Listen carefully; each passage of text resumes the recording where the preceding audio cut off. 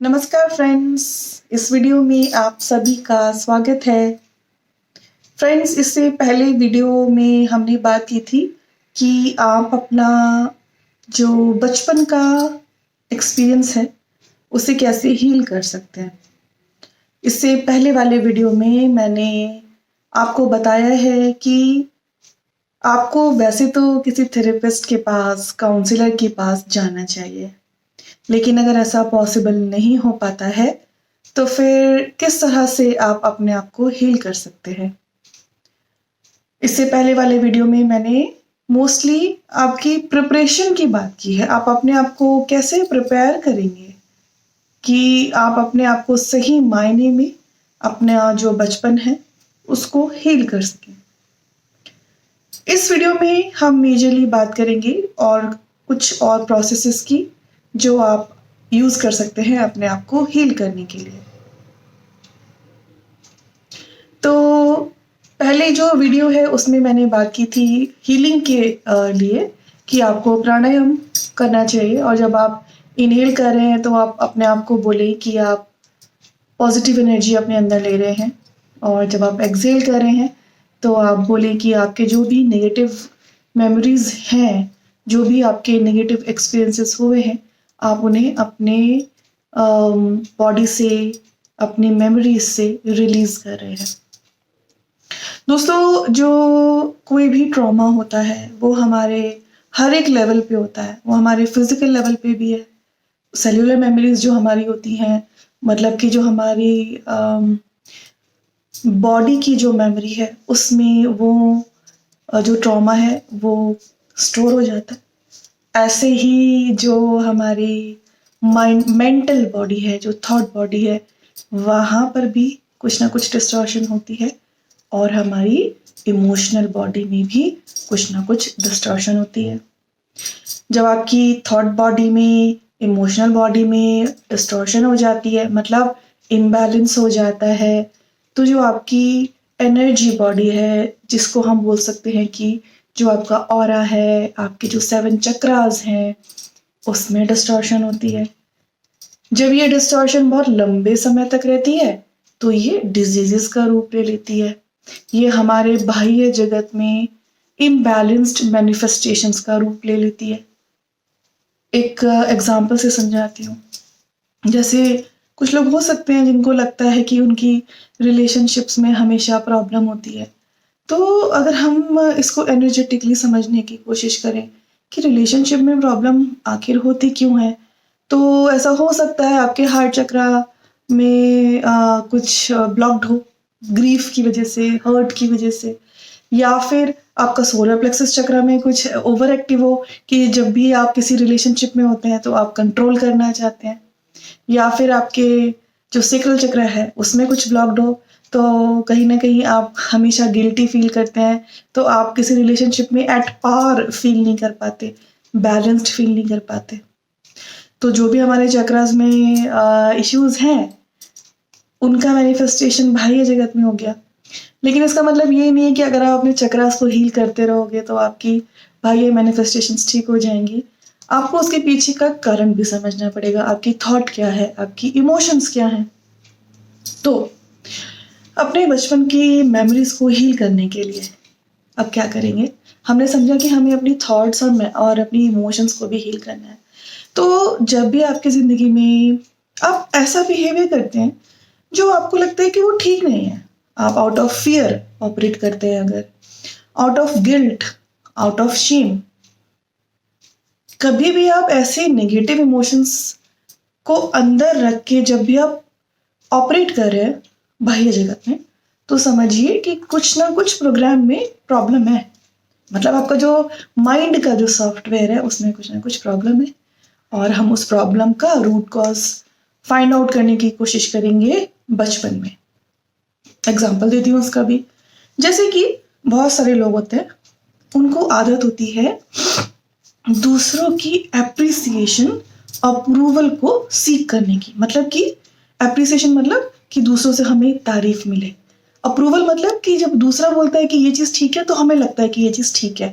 आप अपनी ज़िंदगी के बारे में सोच के देखना, कभी आप कहीं ना कहीं अपने ऊपर विश्वास नहीं करते, और जब कोई दूसरा बोल देता है आप कुछ करने का सोच रहे हैं, आप किसी चीज़ के बारे में आपकी कोई राय है, लेकिन जब कोई और बोल देगा आपकी लाइफ में आके, तो वो राय आपको सही लगने लगती है, वो फैक्ट आपको सही लगने लगता है। कोई और उसको अगर डिसअप्रूव कर देता है, कहता है कि ये तो ठीक नहीं है, तो आप भी उसको नलीफाई करने लगते हैं। एप्रिसिएशन सीख करना मतलब क्या हुआ कि कई बार हम वो कार्य करते हैं जो शायद हम करना नहीं चाहते, मतलब कि हमारी पर्सनैलिटी से वो मैच नहीं करता है, लेकिन हम वो इसलिए करते हैं क्योंकि उस तरह से अपना बिहेवियर करने से हमको दूसरों की तारीफ मिलेगी या फिर प्यार मिलेगा। उससे क्या होगा, हमें अपने बारे में अच्छा लगेगा। तो चाहे हम एप्रिसिएशन सीख कर रहे हैं, चाहे हम अप्रूवल सीख कर रहे हैं, वो हम कर क्यों रहे हैं? क्योंकि हमारे अंदर एक मेमोरी है इनर चाइल्ड की, मतलब हमारे बचपन की कोई मेमोरी है जहाँ पे हमने ये सीख लिया कि अगर हमें सेफ फील करना है, कई बार ज़रूरी नहीं है लव के लिए, कई बार सेफ फील करना है, प्रोटेक्टेड फील करना है, तो हमें ऐसे एक्ट करना पड़ेगा जैसा मेरे जीवन में जो ये एडल्ट है मुझको करने के लिए चाहता है।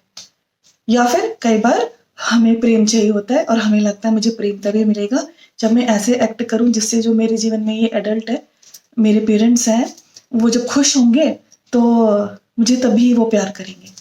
अब मैं ये भी आपको दोनों चीज़ें एग्जाम्पल से समझाती हूँ। मैंने पहले बोला कि हम कई बार सेफ्टी के लिए, अपने आप को प्रोटेक्ट करने के लिए अपने बिहेवियर को मोल्ड कर देते हैं डियर वंस, और हम उसको मोल्ड करने के बाद हम धीरे, क्योंकि बचपन क्या है, बचपन तो गीली मिट्टी की तरह, तो जैसे गीली मिट्टी को मोल्ड करते रहेंगे वो वैसी बनती रहेगी, और फिर एज एन एडल्ट हम बाय डिफॉल्ट वैसे ही एक्ट करते हैं। देखते हैं पहले कि कैसे अपने आप को प्रोटेक्ट करने के लिए हम अपने बिहेवियर को मॉडिफाई कर सकते हैं। मान लीजिए कि किसी के पेरेंट्स की आदत है, किसी एक पेरेंट की, या फिर भाई बहन भी होते हैं, कई बार कोई अंकल भी हो सकते हैं, कोई ऐसा व्यक्ति है किसी बच्चे के जीवन में जो उसको बहुत मारता है, जो उसको डांटता है।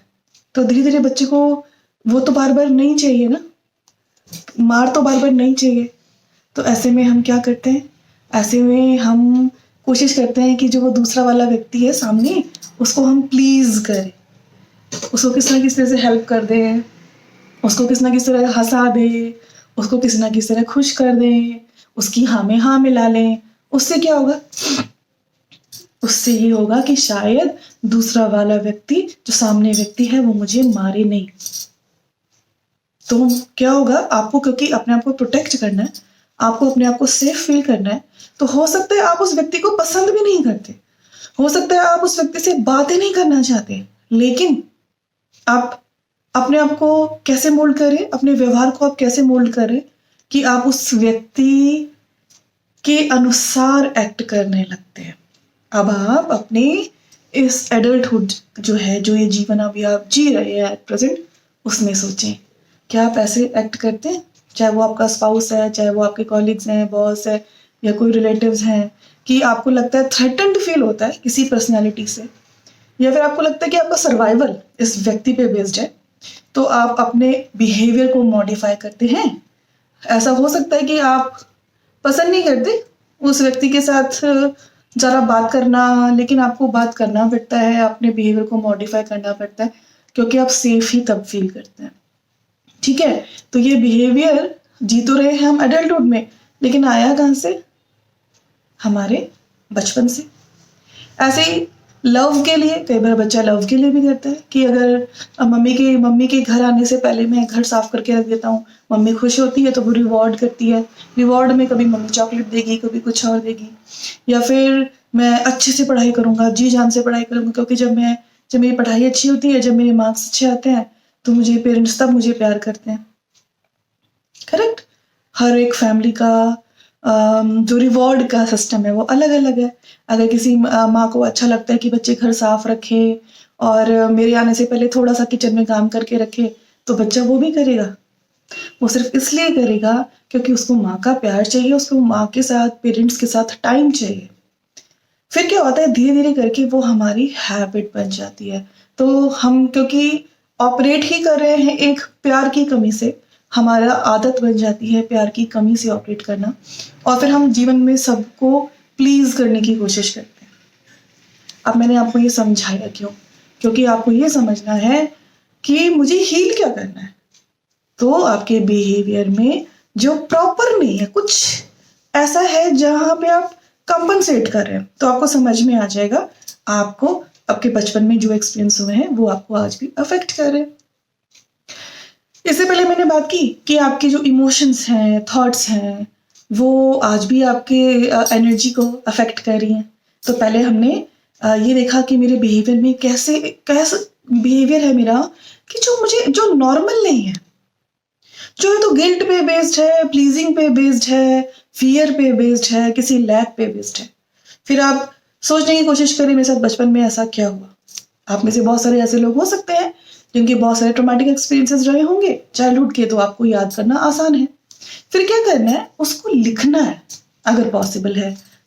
उस एक्सपीरियंस को लिखो, क्या हुआ था, उसमें पर्पस क्या है लिखने का, आपको ये समझने की कोशिश करनी है आप कैसा फील कर रहे थे उस वक्त आपने किस तरह से अपने बिहेवियर को मोल्ड किया होगा। क्योंकि अभी तो आप एक एडल्ट है ना, तो आप समझ सकते हैं कि आपने उस बच्चे ने उस वक्त क्या सोचा होगा। पहले वो स्टोरी जो है वो लिखना बहुत जरूरी है। जब अपने चाइल्डहुड की वो आप स्टोरी लिखते हैं, एक इंस्टेंस की, किसी भी एक पल की। अब ऐसा हो सकता है जब आप वो लिख रहे हैं तो आपको बहुत रोना है, और अगर रोना आता है तो आप रो लीजिएगा, बहुत जरूरी है। दोस्तों, ये जो ब्रह्मांड है ना, जो ये जीवन है ना, इसमें चेतना के स्तर हैं बहुत सारे, और कोई भी चेतना का स्तर गलत नहीं होता, वो सिर्फ एक एक्सपीरियंस है। हम किसी चेतना के स्तर में फंस क्यों जाते हैं? क्योंकि हम उसमें जजमेंट्स लाने लगते हैं। मान लो कि अगर हमने सोचा कि मैं एक विक्टिम हूं, मेरे साथ ऐसा हुआ है और दूसरे व्यक्ति को नहीं करना चाहिए था, तो हमने जजमेंट लिया है, हम डुअलिटी लिया है उस एक्सपीरियंस में, इसलिए हम उसमें स्टक हो जाते हैं। हम बार बार उसी में गो थ्रू करते रहते हैं, उसी के बारे में सोचते हैं, वैसे ही एक्सपीरियंसेस क्रिएट करते रहते हैं। तो बेटर है उस एक्सपीरियंस को जज नहीं करो, उसको एक बार जी लो फिर से। कैसे? क्योंकि विक्टिम मोड में मोस्टली रोने का मन करेगा, आपका गुस्सा करने का मन करेगा। तो जो भी इमोशन आपको वो फील हो रही है लिखने के बाद आपने पढ़ा, उसको अलाउ करो। इसलिए जब आप ये एक्टिविटी करते हैं तो बेटर है अपने रूम में करें, ऐसे टाइम और स्पेस में करें जहां पे आपको अपने लिए टाइम मिले। इंग्लिश में एक वर्ड होता है जिसको कहते हैं कैथारसिस। कैथारसिस मतलब जो भी अपने अंदर है, भरा हुआ सप्रेस्ड इमोशंस है, थ्रू टीयर्स, आंसू के द्वारा इट शुड कम आउट। वो बहुत जरूरी है। इससे आपकी फिजिकल हीलिंग तो होती ही होती है, आपकी इमोशनल हीलिंग भी होती है। तो फर्स्ट स्टेप में हमने अलाउ किया, जो हमारा विक्टिमहुड है, जो हमारी विक्टिमहुड वाली चेतना है, उसको हमने अलाउ किया। जैसा वो फील करना चाह रही है करे, और वो रोना है रो ले, गुस्सा आ रहा है तो कोई पिलो ले लो, उसको पुश करो। लेकिन ये गुस्से को किसी की और डायरेक्ट नहीं करना है फ्रेंड्स। हम जब गुस्से को किसी और की तरफ डायरेक्ट कर देंगे ना, तो वो तो फिर से कर्मा क्रिएशन हो गई, वो नहीं करना है। This is the informed adult. That is why मैंने पहले वाले वीडियो में बोला, पहले अपने आप को एक अच्छे से नॉलेज देनी है ऑफ दिस यूनिवर्स। ये जो ब्रह्मांड के जो लॉज हैं कैसे चलता है, नहीं तो अज्ञानता में हम अपने लिए और नेगेटिविटी क्रिएट कर लेंगे। ठीक है, तो गुस्सा आ रहा है तो आप एक पिलो पे मारे नहीं, तो मैं तो बेस्ट मुझे ये लगता है कि आप वॉक पे चले जाएं, आप रनिंग करें, कोई ना कोई फिजिकल एक्टिविटी करें, एक्सरसाइज करें, जिससे कि जो भी आपके बॉडी में जो आपको वो तनाव महसूस हो रहा है वो रिलीज हो जाए। और उस वक्त आप अपने आप को बोले, मैं अपने अंदर के गुस्से को रिलीज कर रही हूँ, मैं अपने अंदर के गुस्से को रिलीज कर रही हूँ। वो अफर्म भी करना है साथ साथ। ठीक है, तो फर्स्ट स्टेप हमने क्या कर दिया, हमने लिखा। दूसरे स्टेप में हमने अलाउ किया अपने अंदर की जो भी गुबार था उसको बाहर निकालने के लिए, रोने से या फिर गुस्सा निकालना है, जो भी निकालना है निकाल दिया ना। जब ये फेज खत्म हो जाता है तो या तो अगले दिन, या फिर अगर आपको टाइम है, मान लो आपने दिन में ये एक्टिविटी की, रात को आपको टाइम है तो रात को आप क्या करेंगे, अब अपने उस चेतना को, जो रो रहा है, वो जो बच्चा है जो गुस्से में है, जो बहुत ट्रबल में है, उसको एज अ पेरेंट समझाना है आपको कि आपको उस चेतना को ये एहसास दिलाना है कि वो अब अकेला या अकेली नहीं है। वो पास्ट में फंसा हुआ है आपकी चेतना, और आपको उसको बाहर निकालना है उस एक पूल ऑफ एनर्जी से। तो एज अ पेरेंट उसको समझाना है। अब आप एज अ पेरेंट अगर आप सोचो कि अगर कोई बच्चा है जो बहुत मुसीबत में है और वो गो थ्रू कर लिया है उस मुसीबत में, अब आपको उसको समझाना है, तो आप कैसे समझाएंगे? आप मन में सोचें कि आप उस जो वो बच्चा है जो आपकी मेमोरी है, फॉर एग्जाम्पल आपके साथ 7 वर्ष की आयु में कोई ट्रॉमा हुआ, तो आपने रिलीज कराया, पहले तो रो के या एक्सरसाइज करके, जो डिपेंडिंग अपॉन क्या आपकी इमोशन है। फिर सेकेंड स्टेप में, सेकेंड फेज में हम क्या कर रहे हैं, आप इमेजिन करो कि आप उस चेतना को अपनी जो 7 साल की है, 8 साल की, जितना भी जो याद आ रहा है, one instance at one time, उसको मन में हग करें, आप उसको गले लगाए, उसको वो प्रेम दे, उसको सेफ फील करवाए, और अपनी उस चेतना को बोलो कि जो हो गया सो हो गया, हमें किसी को ब्लेम नहीं करना है और अब हमें आगे बढ़ना है। तो दोस्तों, ऐसे में जो प्रेम की ऊर्जा होती है वो बहुत मैटर करती है।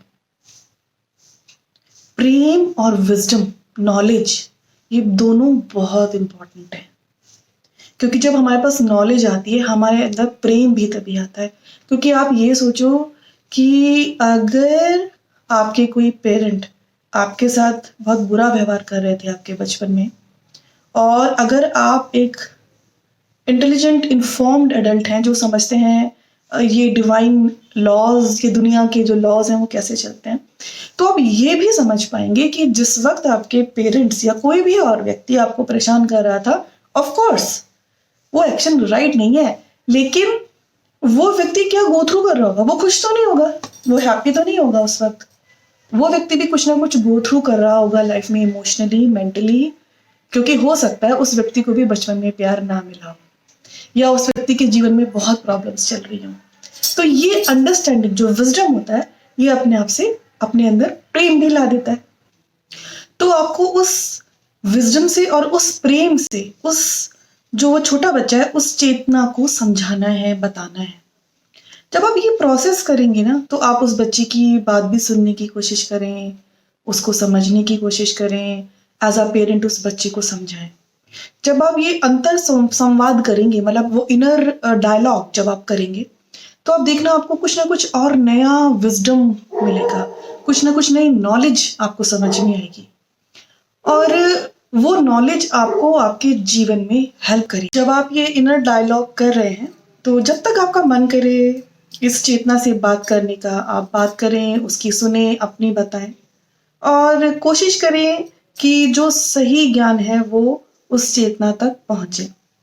जब आपको लगता है कि आपकी वो चेतना जो है वो थोड़ी हील्ड हो रही है, शांत हो रही है, तब आप क्या करें, इमेजिन करें एक गोल्डन वाइट कलर की लाइट, और धीरे धीरे वो आपके ऊपर आ रही है, आपकी उस चेतना के ऊपर आ रही है, और सब कुछ लाइट में मर्ज हो गया है, आप भी लाइट के बन गए हैं। और धीरे धीरे धीरे महसूस करें कि वो सारी लाइट जो है वो आपके रूम में है, आपके अंदर है, जिससे कि वो जो हीलिंग की ऊर्जा है वो आपके उस पार्ट को हील करे जो आपकी चेतना है, और जो आपकी चेतना में ट्रॉमा भर गया था, ट्रॉमेटिक एक्सपीरियंस भर गए थे, उसकी जगह ईश्वर की हीलिंग ऊर्जा, ज्ञान की, प्रेम की ऊर्जा आपके अंदर आए। आप ये भी इमेजिन कर सकते हैं कि जो वो आपकी चेतना है बचपन की, उसमें वो बहुत लाइट जैसी बन गई है, गोल्डन वाइट, और धीरे धीरे वो लाइट आपकी ही ऑरा में समाहित हो रही है, आपकी ऊर्जा का स्रोत बन रही है। उससे क्या होता है कि जो आपका हील्ड एनर्जी है वो आपके साथ रहती है। जब आप ये कर लें, उसके बाद जो जो आपने वो इनर डायलॉग किया, उस इनर डायलॉग को करने के बाद जो आपको कुछ विजडम जो समझ में आया, ज्ञान समझ में आया, हो सके तो उसको अपनी डायरी में लिखें। दोस्तों, जो ये ज्ञान होगा ना, वो आपका स्वयं का अपना खोजा हुआ ज्ञान होगा। जो ज्ञान की खोज होती है वो अपने अंदर ही होती है, और हम ज्ञान को अपने अंदर तभी खोज सकते हैं जब हम सही मायने में शांत हैं, और हमारे अंदर एक ज्ञान का दीपक जला रहे हैं, हम कोशिश कर रहे हैं। जब हम शांत नहीं होते ना, जब हमारे अंदर बहुत ब्लेम्स होते हैं, द्वेष होता है, गुस्सा होता है, नफरत होती है, हम अपने अंदर ज्ञान को फाइंड आउट ही नहीं कर सकते। ये ऐसा है जैसे मान लो जब तक एक समुद्र में तूफान आ रहा है, आप उसकी गहराई में जा ही नहीं सकते। ऐसे ही जब तक हम द्वेष में, ये इनर जो अपने द्वंद्व होते हैं अंदरूनी, उसमें फंसे रहते हैं, इन कॉन्फ्लिक्ट्स में फंसे रहते हैं, तब तक हम पीसफुल नहीं हो सकते।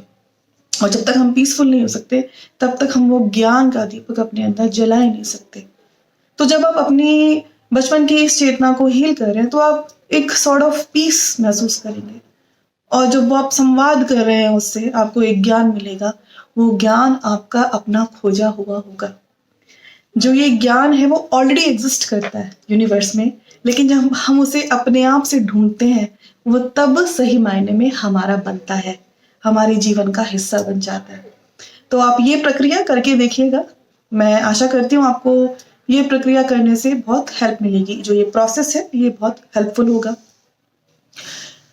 इससे पहले कि आपको कुछ कंप्लेंट्स हो, मैं आपको पहले बता देती हूँ फ्रेंड्स, हीलिंग एक लाइफ लॉन्ग प्रोसेस है। आप कुछ मिरेकल्स एकदम से एक्सपेक्ट नहीं कर सकते, क्योंकि हमारी कॉन्शियसनेस कितनी बार हर्ट हुई है वो हम भी नहीं जानते। तो इस प्रोसेस में आप इसको अपने जीवन का हिस्सा बनाएं, लगातार इसको करते रहें। ये मत सोचें कि मैंने इतने दिन कर लिया, इतने महीने कर लिया, इतने साल कर लिया। सबकी हीलिंग की स्पीड, ज्ञान को समझने की स्पीड, जो क्षमता है वो अलग अलग है। हम ये नहीं कह सकते कि एक व्यक्ति 6 महीने के अंदर हील हो जाएगा या ये व्यक्ति 10 महीने के अंदर हील हो जाएगा। नहीं, सबकी अपनी अलग अलग क्षमता है। तो बस इस प्रोसेस को अपना के जीवन में करते रहें। जब आप करते रहेंगे तो धीरे धीरे आपको खुद महसूस होने लगेगा कि आप बदल रहे हैं, आपके अंदर अवेयरनेस ज़्यादा आएगी। और जब अवेयरनेस आती है, तभी हम सही मायने में हील्ड होते हैं और अपनी ज़िंदगी में सही डिसीजंस लेते हैं। तो दोस्तों, इस वीडियो में मैं आपको यही बताना चाहती थी, ये वाला प्रोसेस, कि आप कैसे अपने आप को हील कर सकते हैं। कोई भी आपको अगर क्वेरी है, कोई क्वेश्चन है, तो आप मुझसे पूछ सकते हैं। आप कमेंट बॉक्स में लिख दीजिएगा। आशा करती हूँ ये वीडियो आपको अच्छा लगा होगा, कुछ आपको अच्छी जानकारी मिली होगी। अभी के लिए नमस्कार।